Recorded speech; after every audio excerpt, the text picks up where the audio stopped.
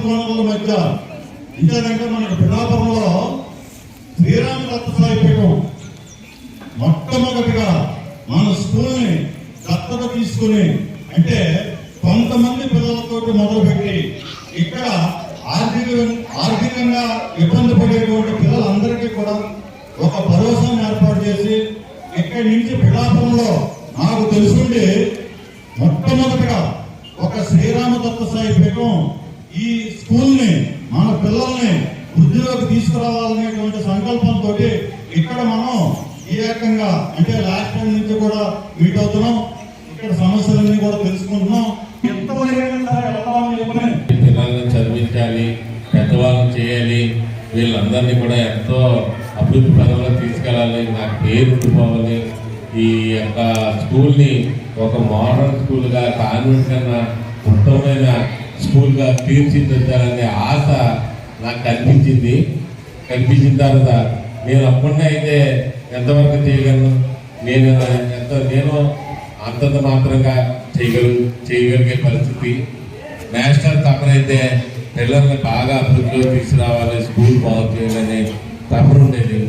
ఆ తపనే నేను అన్నితో షేర్ చేసుకుని మరి గురువుగారికి చెప్పడం, నేను వచ్చి స్కూల్ చూసి స్కూల్లో అన్నీ కూడా పరిశీలించి అక్కడ వాటర్ కట్టడం వెంటనే సిప్స్ 18,000 పెట్టి సిప్స్ వేయటం, తర్వాత మొక్కలు వేయటం, స్కూల్లో ఒక విధంగా తీసుకురావడం, తర్వాత ఇందులో బాగా చదువుకునే పిల్లలు అది కొద్దిగా ఎవరైనా ఎంతపడిన పిల్లలు ఉంటే వాళ్ళని ఎవరైనా చూడండి, వాళ్ళందరినీ కూడా పైకి తీసుకొస్తున్న సత్యనారాయణ గారు అంటాం.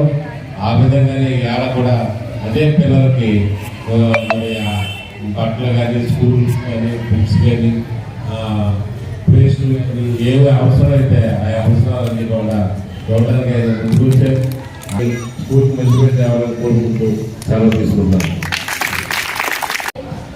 శ్రీరామ దత్తసాయి పీఠం వారికి నిజంగా ఎంతైనా కృతజ్ఞతలు తెలియజేయాలి. అలాగే మన ప్రధానపేటలో ఉన్న కొంతమంది పెద్దలు, అలాగే స్కూల్లో చదువుకుని వెళ్ళిన వారు కూడా కొంతగా వారు కూడా సహాయం చేస్తూ ఉన్నారు. ఈ స్కూల్స్ అన్ని ఇలా జరగడం కూడా వారి సహాయం కూడా ఉందండి.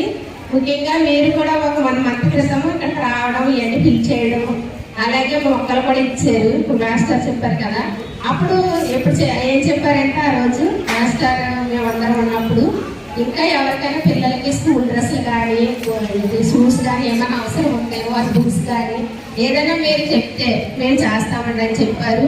వారు ఇచ్చిన మాట ప్రకారంగా 1 మంత్లోనే వారు చేయడం నిజంగా వారికి మనందరి తరఫున కృతజ్ఞతలు తెలియజేయాలి. అలాగే పిల్లలు కూడా తల్లిదండ్రులు భవిష్యత్తులో పైకి వెళ్ళాలని కోరుకుంటూ వారిని దీవిస్తున్నాను. నాకు ఈ అవకాశం ఇచ్చిన అధ్యక్షుల వారికి, ఉపాధ్యాయుల వారికి హృదయపూర్వక నమస్కారాలు తెలియజేస్తున్నాను.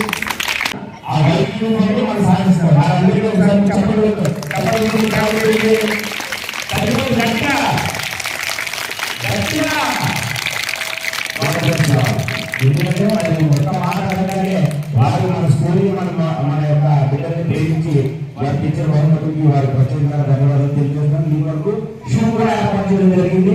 షూ ఎక్కడైనా డ్యామేజ్ ఏమన్నా మళ్ళీ ప్రతి షూ 2 షూలు మీ అందరూ ఉంటాయి. ఓకేనా?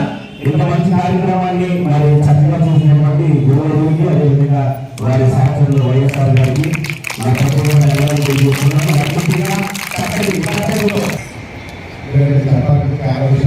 అంబేద్కర్ డాక్టర్ బిఆర్ అంబేద్కర్ బాబాసాహెబ్ అంబేద్కర్ గారు అతి ప్రాధాన్యత ఒక అడుగుతోటి మొదలుపెట్టారు.